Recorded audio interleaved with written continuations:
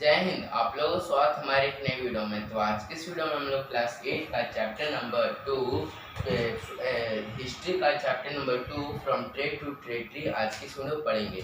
ये last part होने वाला है जिसमें हम लोग जो भी लास्ट मतलब कि कैसे जब रिवॉल्ट हो गया था 1857 उसके बाद हम लोग कैसे ईस्ट इंडिया कंपनी ने अपना पावर जमाया पूरे इंडिया पर, वो आज की इस वीडियो में जानेंगे। तो हम लोग ये लास्ट पार्ट होने वाला है, आप समझ जाइएगा। हम लोग नेक्स्ट वीडियो में इसका क्वेश्चन आंसर पूरा कंप्लीट कर देंगे। तो चलो शुरू करते हैं। अगर आपको वीडियो अच्छी लगेगी तो लाइक शेयर और सब्सक्राइब करना मत भूलिएगा, अपने दोस्तों के साथ शेयर करना भी मत भूलिएगा। तो चलो शुरू करते हैं। हाँ, तो देखते हैं setting up a new administration, मतलब कि सीटिंग अप अ न्यू मतलब कि जब ईस्ट इंडिया कंपनी ने पूरे भारत के ऊपर कब्जा कर लिया था तो उसको भी तो उसका रूल एक्सपेंड करना है, उसका भी तो कोई कानून लाना है ना। तो वही मतलब कि अब क्या कि कानून कैसे लाया गया था वही आप लोग जानते हैं। तो चलो शुरू करते हैं। तो Warren Hastings governor general from 1773 to 1785। तो जो वैरेन हेस्टिंग्स है, जो गवर्नर जनरल है वो ईस्ट इंडिया कंपनी का, वो कब से कब 1773 से लेकर 1785 तक was one of the many important figures who play a significant role in expansion of company power। तो एक ये आदमी थे जो कि बहुत अपना मतलब कि बहुत ही ज़्यादा रोल प्ले किए थे ईस्ट इंडिया कंपनी को बढ़ाने में, पावर एस्टेब्लिश करने में पूरे भारत में।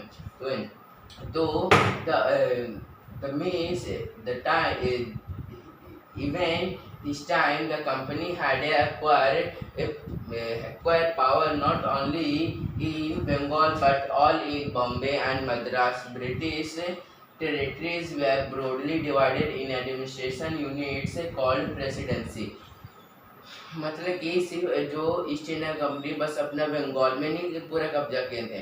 आप ये कंफ्यूजन आप दूर कर लीजिएगा। बंगाल जो अभी वेस्ट बंगाल है ना, वो बंगाल नहीं, पहले जो बंगाल था वो उसमें एक बिहार भी आता था, उड़ीसा भी आता था, झारखंड भी आता था, सिक्किम भी आता था, वेस्ट बंगाल भी आता था और बांग्लादेश भी आता था। ये सारा जो स्टेट मिलाकर किसी उसको क्या बोलते, जब ये पहले मिला रहते थे, डिवाइड नहीं थे, तो जब पहले मिले हुए रहते थे उसी को बंगाल बोलते थे। और ये बहुत ही बड़ा बोल सकते हो, बहुत ही बड़ा एरिया था जो कि फर्स्ट मतलब कि जो ईस्ट इंडिया कंपनी वही मतलब कि वही अपना सबसे पहला पावर डाली थी, मैं क्या बोल रहा हूँ, डाली थी मतलब कि सबसे पहले कब्जा करना उसी से शुरू किया था।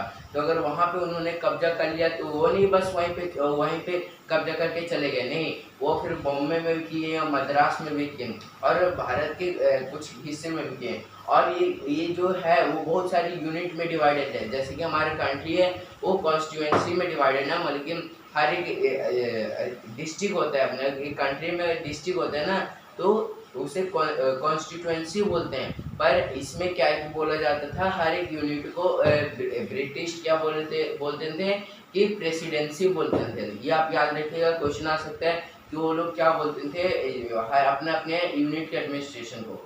तो चलो आगे देखते हैं। तो there were 3 presidency, Bengal, Madras and Bombay. और वो 3 प्रेसिडेंसी थे, बंगाल था, मद्रास था और बॉम्बे था। Each was ruled by governor. और ये सब क्या कि हर एक मतलब कि एक प्रेसिडेंसी एक गवर्नर से रूल किया, मतलब कि गवर्नर जो थे, जैसे अभी है ना आर्मी के चीफ जो कि आर्मी को कंट्रोल करते हैं, वहीं पे नेवी का चीफ नेवी को कंट्रोल करेंगे, एयरफोर्स का एयरफोर्स। उसी तरह इसमें भी हर एक प्रेसिडेंसी का अलग अलग गवर्नर हुआ करता था। गवर्नर जनरल बैरन हेस्टिंग्स से the first governor general introduced several administrative reforms, notably in the sphere of justice। और बैरन हेस्टिंग फर्स्ट गवर्नर जनरल थे एक प्रेसिडेंसी, इस प्रेसिडेंसी का, जो कि अपना अपना क्या कि जस्टिस मतलब ये बोल सकते हो कोर्ट की तरह, जो भी अगर मतलब कुछ भी अगर गलत हुआ होगा लेकिन ब्रिटिश के लोगों के साथ या तो फिर मतलब इंडियन पीपल के साथ, उनके लिए अच्छा करते थे, पर ऐसा कभी अच्छा किया नहीं है। तो उन्होंने क्या कि कष्ट मतलब ये बोल सकते हो कि कौन सा जैसे होता है ना नेक्स्ट चैप्टर में फ्रॉम ठीक करेंगे हम लोग रूलिंग द कंट्री साइड, उसमें क्या कि क्रॉप्स ग्रो करना, तो जो रूल था लेकिन कैसे कौन कौन सा रूल जो कि बनाया जा सकता है इनके लिए वो बस करते थे वो बस यही। तो from 1772 a new system of justice was establishment. Each district was to have two courts, criminal courts मतलब कि फौजदारी अदालत एंड अ सिविल कोर्ट दीवानी अदालत। मतलब हर एक डिस्ट्रिक्ट को मतलब डिस्ट्रिक्ट डिवाइड कर दिया गया था, जो कि अभी जैसे कि हम गया डिस्ट्रिक्ट में तो वही गया हो गया, फिर उधर बालीगंज हो गया, कोलकाता में कहाँ था, बालीगंज में था। तो वही सब तो डिस्ट्रिक्ट है ना, उसी तरह डिस्ट्रिक्ट में हर एक डिस्ट्रिक्ट में दो कोर्ट हुआ करते थे, मतलब दो कोर्ट हुआ करते थे। एक होता था क्रिमिनल कोर्ट और फौजदारी अदालत, और दूसरा सिविल कोर्ट मतलब कि सिविल कोर्ट मतलब कि दीवानी अदालत। जैसे अगर कुछ भी अगर कोई क्रिमिनल है जो कि बहुत बड़ा मतलब कि किसी को गोली मार दिया है, हत्या कर दिया, उसके लिए क्रिमिनल कोर्ट। वहीं पे कुछ ऐसा सिर्फ छोटा मोटा हादसा हो गया वो कहाँ, सिविल कोर्ट, या याद रखेगा। तो maulvis and Hindus pandit interpreted India laws for the European district collectors who presided over civil courts। और जो जो हिंदू थे और पंडित थे वो क्या कि सिविल कोर्ट्स को क्या कि सिविल कोर्ट्स में रहते थे और अपना लॉ सुनाते थे। But under the supervision of the collectors, और पर क्या कि कलेक्टर जो भी थे ईस्ट इंडिया कंपनी का आदमी रहता था उसी के अंदर में सुनाया करते थे। ये नहीं कि पूरा क्या कि पूरा बोल सकते हो कि पूरा कंट्रोल होगा। जैसे अभी कोर्ट में है ना कि जो जज होता है उसके हाथ में रहता है कि किसको लेकिन कौन सही है और कौन गलत है उसको डिसाइड करना पड़ता है, पर इसमें नहीं, जो ईस्ट इंडिया कंपनी ने बोला वही। अब हम लोग आगे देखते हैं। हाँ तो हम लोग आगे देखते हैं। अब major problem was the Brahmin pandit give different interpretations of local laws based on different schools of Dharmashastra.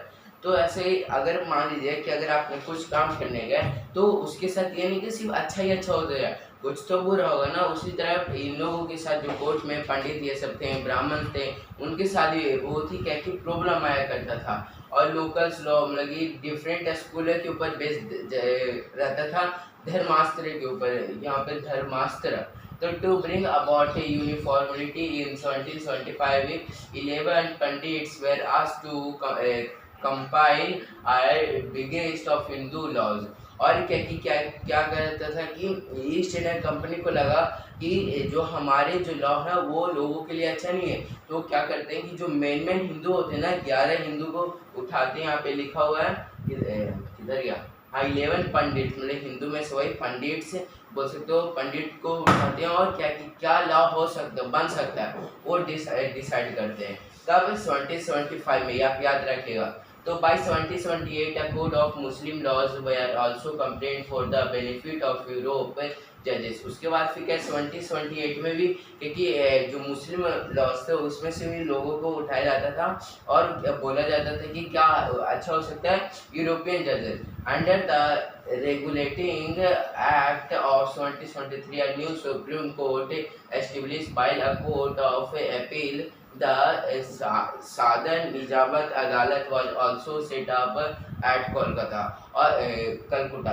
तो उसके बाद फिर क्या कि एक और कोर्ट लाया गया था, पहले क्या था सिविल कोर्ट और एक क्रिमिनल कोर्ट, पर अब हो गया सुप्रीम कोर्ट जो कि कोलकाता में एस्टेब्लिश किया गया था। तो भाई आपका ये होमवर्क है कि कौन सा मतलब कि पूरे कंट्री में हमारे जो इंडिया है ना तो इंडिया में कितने सुप्रीम कोर्ट है, आप कमेंट बॉक्स में बताइएगा कि 1 है कि 2 है कि 10 है कि 20 है कि 30 है कि 50 है 100, अब कमेंट बॉक्स में बताइएगा। अब आगे देखते हैं। The principal figure in India district was the collector. और जो प्रिंसिपल थे, एक मिनट,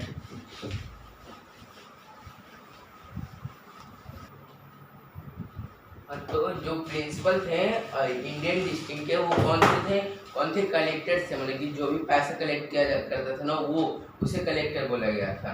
मतलब कि कलेक्टर मतलब पैसे कलेक्टर मतलब कि वहाँ पे क्या बोल सकते हो जो भी ऊंचा स्थान पर है, जैसे कि कोई अगर कोई मतलब ऊंचा स्थान पर जैसे होता है ना, आर्मी में मतलब आर्मी एयरफोर्स इसमें बहुत सारे रैंक होते हैं, कोई सबसे लो रैंक में होता है, सबसे हाई, तो उससे मतलब कि जो मीडियम रैंक का होता था उसे कलेक्टर बोला जाता था। As the title suggests, his main job was to collect revenue। और कलेक्टर का मेन जॉब क्या रहता था कि कलेक्ट करना, रिवेन्यू कलेक्ट करना, पैसे कलेक्ट करना। तो भाई तो revenue and taxes and maintain law and order in his district where the help of judges, police officer and darogas। और इसका काम यह रहता था कि रिवेन्यू कलेक्ट करना, पैसे टैक्सेस कलेक्ट करना, और क्या कि देखभाल करना कि अगर कोर्ट का कि कुछ दंगे ना हो, लड़ाई ना हो, और किसके मदद से, पुलिस जजेस की मदद से, पुलिस की मदद से, और दरोगा मतलब अभी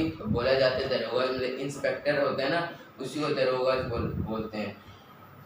तो इस office the collectorate became the new centre of power and patronage the steadily replaced previous holders of authority.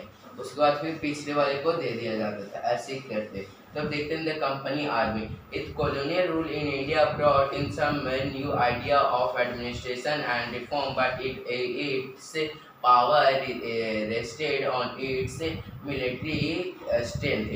और क्या कि इसके बाद क्या हुआ कि बहुत सारे ऐसे रूल निकले। जब 11 पंडितों को लाया गया था तो उन्होंने बहुत ही अच्छा मतलब अलग अलग रूल लॉज दिए थे, क्योंकि अच्छा लगा था तो उन्होंने लाया था, और इससे बहुत ही बड़ा चेंज होता है। तो the Mughals army was mainly compose of cavalry sowars मतलब कि सवार्स ट्रेंड सोल्जर्स।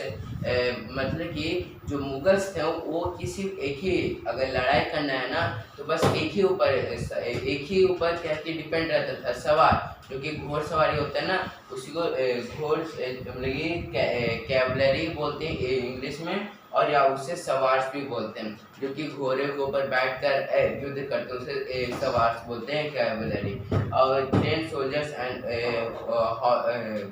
हॉर्स बैक मतलब कि घोड़े के पीछे बैठते हैं और फिर क्या कि लड़ाई करते हैं, तो यही। एंड इन्फेंट्री मतलब कि जो हाथ में तलवार या भाला लेकर चलते हैं उसके ऊपर डिपेंड रहता था। मतलब दो ही, एक कैवलरी और दूसरा इन्फेंट्री, ये दो के ऊपर डिपेंड रहता था मुगल्स। तो that is a pedal foot, और जो पैरों से मतलब कि चल के चला जाता है उसे पैडल बोलते हैं, पैदल soldiers. They were given training in archery, ट्री अंदाजी, और उन्हें क्या कि बहुत ट्रेनिंग भी दिया जाता था। And the use of sword, the cavalry dominated the army, and the Mughals state did not feel the need to have a large professional trained infantry। तो उसके बाद तो क्या है कि जो ईस्ट इंडिया कंपनी मतलब ब्रिटिश थे उनको उतना क्या कि जरूर नहीं था, क्योंकि वो बहुत पहले से सीख रहे थे, क्योंकि ट्रेनिंग उन लोग का हर समय ट्रेनिंग हुआ करता था, कभी भी बैठ नहीं है, कभी कुछ कराते हैं कभी कुछ कराते हैं, उसी तरह। और इन लोग में अगर एक बार ट्रेनिंग कर दिए तो पता नहीं जब युद्ध होगा तब इस्तेमाल किया जाता था मुगल्स में, तो ये अब डिसएडवांटेज हो सकता था।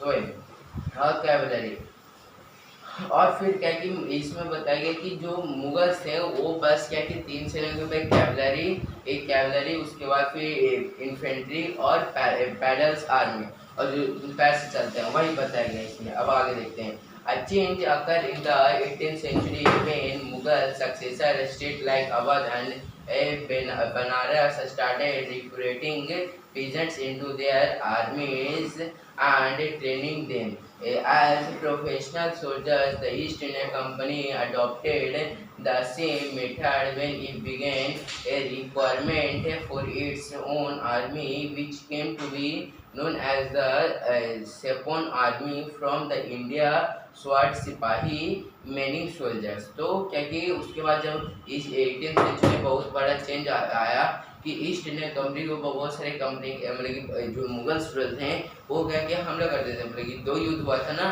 Battle of Plassey, battle of Buxar. तो जब भी कुछ अगर लड़ाई हुआ करता था तो क्या कि सिंपल से वो अपना मेथड यूज़ करते थे, सारे सोल्जर्स को लेते थे और हमला कर देते थे और उन्हें ट्रेनिंग। तो यही है चैप्टर में। तो आज होप आपको समझ में, अगर आपको वीडियो अच्छा लगे तो लाइक शेयर और सब्सक्राइब करना मत भूलिएगा। मैं आपसे नेक्स्ट कोई नेक्स्ट सेशन का, जब तक के लिए थैंक यू, बाय बाय।